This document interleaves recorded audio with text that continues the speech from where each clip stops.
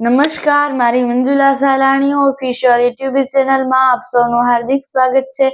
નમસ્કાર, આપની સાથે હું મંજુલા. ગુજરાતમાં દારૂબંધીની મનાઈ છે અને દારૂ પીવો કે વેચવો તે કાયદાનો ભંગ છે. છતાં પણ ગુજરાતમાં દારૂ વેચાય છે અને પીવાય પણ છે તે આપણે સૌ જાણીએ છીએ. ગુજરાતમાં દારૂબંધી છે તેવું આપણે સખ્ત સાંભળ્યા કરીએ છીએ અને ગુજરાતમાં દારૂબંધી છે છતાં પણ દારૂ વેચાય છે તેવું પણ આપણે અનેકવાર સાંભળ્યું છે.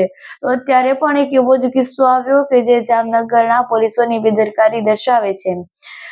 એક લાલુપુરમાં એક વ્યક્તિ હતો ને વ્યક્તિ દારૂ પી રહ્યો હતો. ત્યાંનો વિડીયો છે.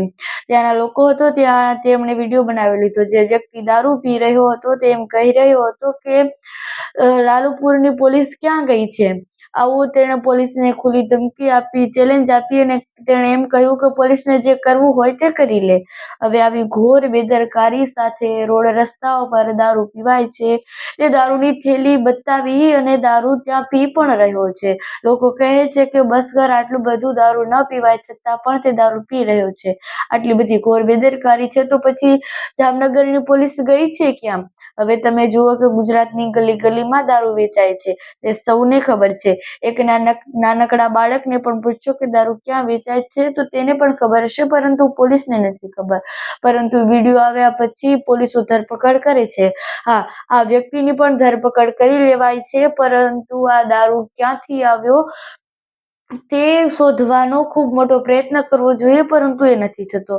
આપણે જોઈએ છીએ કે આવા વિડીયો આવે છે, તેની સમક્ષમાંથી જે વિડીયો આવે છે તે આરોપીને પકડી લેવામાં આવે છે અને તેની સમક્ષ કાર્યવાહી કરવામાં આવે છે. પરંતુ તે દારૂ ક્યાંથી આવ્યો અને કોણ વેચે છે તે શોધવામાં નથી આવતું. તેના શોધવાના પ્રયત્નો થતા હોય તો શોધાય ને, તેને શોધવા માટેના ટ્રાય જ નથી થતા તો એ ક્યાંથી મળવાનો છે.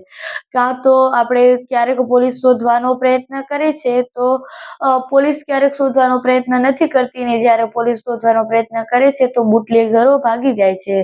અને ઘણી વખત આપણે જોઈએ છીએ કે પોલીસ આવા શખ્સોને ગોતી લેતા હોય છે, પરંતુ ઘણી વખત પ્રયત્નો જ નથી થતા. તેના કારણે આવા બુટલેગરો છે તેને શોધી નથી લેવાતા.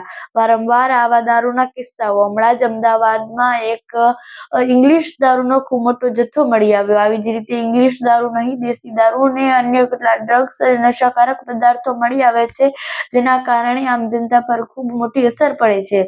પરંતુ એ અસર પડે છે અને એ અસર પડે છે તો તેને હવે રોકવી કેવી રીતે અને આ દારૂને ડ્રગ્સને રોકવા કેવી રીતે, તેના પર ખૂબ મોટું ઓલું થાય છે.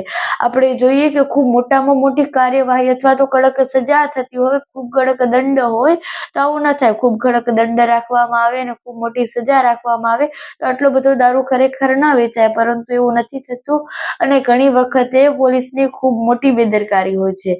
તો આ બાબત પર તમારું શું કહેવું છે? કમેન્ટ પર જરૂરથી જણાવજો. સાથે જ મારી મંજુલા સાલાણી ઓફિશિયલ યુટ્યુબ ચેનલને સબસ્ક્રાઇબ કરવાનું ભૂલશો નહીં.